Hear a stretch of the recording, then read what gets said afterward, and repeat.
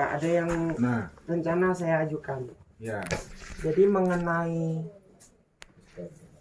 investasi apa tadi? Dana wajib yang 5 juta ini tadi, Simpanan pokok. simpanan pokok. Jadi di situ ada keuntungan lain untuk kita, Pak.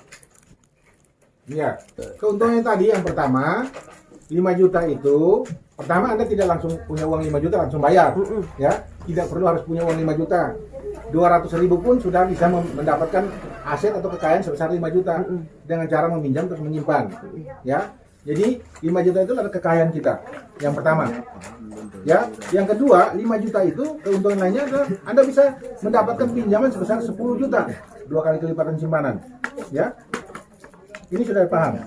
Itulah kira-kira. Dan setelah mendapatkan kelipatan simpanan itu, ketika Anda pinjam 2 kali kelipatan itu, lunas, atau waktu Anda pinjam, Anda punya aset itu 5 juta itu tetap ada, tidak hilang. Tetap ada di situ. Begitu lunas, Anda dapat misalnya pinjam untuk beli motor. Ya, dari 5 juta pinjam 10 juta beli motor. Ya toh? Motor 10 juta ini bayar cash. Kemudian karena pinjam, katakanlah 1 tahun kemudian lunas motornya, uang Anda yang 5 juta tetap ada, dapat bunganya juga. Gitu. Anda dapat motor, dapat uang yang masih ada di situ 5 juta, kemudian dapat bunga dari situ. Terus seandainya apa ya? Kita nggak ingin meminjam, Nggak apa-apa. nggak apa-apa. Tapi tidak mungkin kalau orang simpan kemudian tidak ingin meminjam ya. Satu saat siapapun orangnya, bahkan orang yang paling kaya pun pasti punya hutang. Ya, satu saat teman-teman yang duduk di sini ini pasti ingin berhutang karena kebutuhan yang mendesak, karena bencana alam, ya, karena ingin bangun rumah, karena motor rusak mau ganti motor baru. Kalau minjam tuh mau semangat aja Ya. Nggak ada yang utang nggak mungkin. Jadi maksudnya nih dia sudah lunas pinjaman. Oke. Jadi uang dia itu kan ada 5 juta di situ. Jadi dia ini cuman petani yang lain ataupun anggota yang lain jual kopi, dia termasuk dia yang jual kopi, tapi dia tidak pinjam. Jadi apakah dia punya keuntungan, itu yang dimaksud dia dari uang 5 juta itu Dapat bunga. Dapat bunga. Ya. Tetap dapat penghasilan, cuman itu di akhir tahun. Ya, dividen namanya. Sama dengan anggota lain kan. Kalaupun koperasi ada keuntungan, itu namanya sisa hasil usaha. Sisa hasil usaha koperasi ya. Jadi per tahun. Per tahun buka celengan dan Di rapat anggota namanya. Jadi sebenarnya koperasi ini ada untuk membantu salah satu kesulitan ekonomi. Ya, tadi kan dari waktu awal saya bertanya kan, saya kan tanyakan tentang apa ada masalah di petani. Kan kita mulai sebut satu persatu ya, kebun yang jauh, transportasi, dam, kemudian ada yang mau menikahkan anak, menyekolahkan anak, itu kesulitan kita. Ya, itu kenyataan yang ada. Nah itulah yang sebenarnya mau kita coba atasi. Jadi sebenarnya semua orang pasti akan ada dengan kesulitannya masing-masing. Ya, rumahnya rusak mau dibetulin ya, motornya rusak mau dibetulin, perlu dana, perlu biaya, pasti ada siapapun dia. Ya, tidak mungkin dia tidak butuh uang. Ya, orang yang sudah kaya pun tetap butuh uang ya, tetap butuh pinjaman di bank. Ya, mungkin tidak saat ini, tapi satu saat pasti ada. Tiba-tiba misalnya ada orang tuanya meninggal atau orang tuanya kebetulan jauh di Jawa atau di mana, dia harus pergi ke sana. Uangnya mau dicari di mana? Pasti datanglah di koperasi. Jadi koperasi ini sebenarnya bisa juga berfungsi sebagai cadangan dana untuk darurat, keadaan darurat. Ya, saat-saat darurat, saat-saat gelap kita, menyedihkan kita tanpa uang sama sekali, datanglah di koperasi. Kenapa kita sudah punya simpanan sana? Sakit ya Pak ya. Ya, sakit. Kita tidak tahu ya, sakit, celaka, butuh dana. Ya, dari mana kita mau minta? Begini ya, ada cerita ya.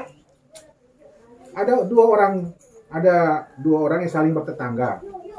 Ya. Satu saat katakanlah si A dan si B. Satu saat si A ini kekurangan garam, membutuhkan garam, dia tidak punya garam di rumah ya. Ibu A namanya. Ibu A ini mau masak, garamnya tidak ada.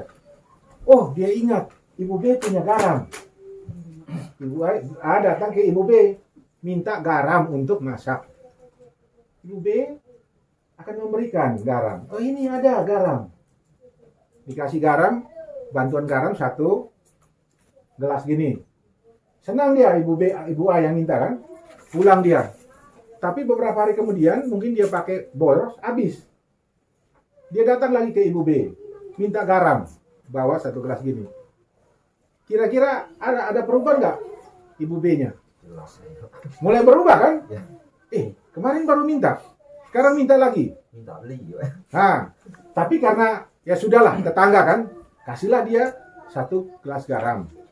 Pulang, baru 1 hari ada kucing lewat, jatuhlah gelas berisi garam itu ke dalam drum, ember, habislah garamnya. Datang lagi dia ke ibu B. Kira-kira seperti apa ibu B? Pasti ngomel. Padahal ini hanya 1 gelas garam. Pasti dia ngomel. Betul tidak? Betul tidak? Betul.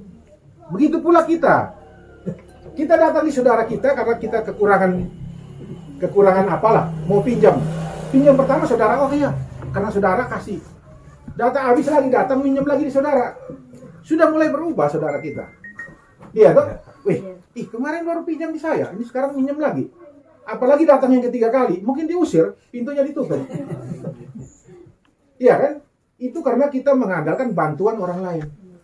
Kenapa kita harus mengandalkan bantuan orang lain kalau kita bisa membantu diri sendiri? Karena ketika kita mengandalkan bantuan orang lain, harga diri kita udah jatuh. Iya toh? Ya karena kita, walaupun sehebat-hebatnya kita, secantik-cantiknya kita, seindah-indahnya kita, kalau kita minta bantuan di orang lain, kita harga diri kita di bawah orang itu. Betul tidak? Betul tidak? Mau seperti itu? Nggak mau kan? Iya, oleh karena itu mari kita berdiri di atas kaki sendiri. Loh Bapak sekarang begini, misalnya Bapak ketemu Pak Camat. Pak Camat ini kan penguasa camat. Bapak datang, Bapak kasih rokok ke Pak Camat. Ayo Pak, rokok. Pak Camat terima, ngambil 1 batang rokok aja, Bapak udah merasa, wah, rokok saya diterima nih. Iya dong, merasa sudah hebat, kasih Camat rokok. Padahal Camat cuma ngambil sebatang rokok, tapi Bapak udah merasa hebat, gitu kan. Camat juga mungkin merasa, wah, saya kok rokok aja dapat dari dia gitu. Camat juga merasa di bawah, padahal hanya 1 batang rokok. Apalagi kalau kita yang duduk sini tiap hari minta-minta ke orang. Daripada begitu, lebih baik kita coba sendiri kan. Uang kita sendiri, kita tabungkan sendiri, kita pinjam sendiri, dapat dana dari hasil sendiri gitu. Harga diri kita kan lebih tinggi. Dan tidak ada persoalan. Kita tidak, kan biasanya kalau kita udah minjam sama saudara terus ada sedikit sedikit masalah itu, wah kita rasa gimana ya sama saudara kan gitu. Tapi kalau kita pinjam uang sendiri tidak akan ada masalah. Nah gitu Pak, kira-kira.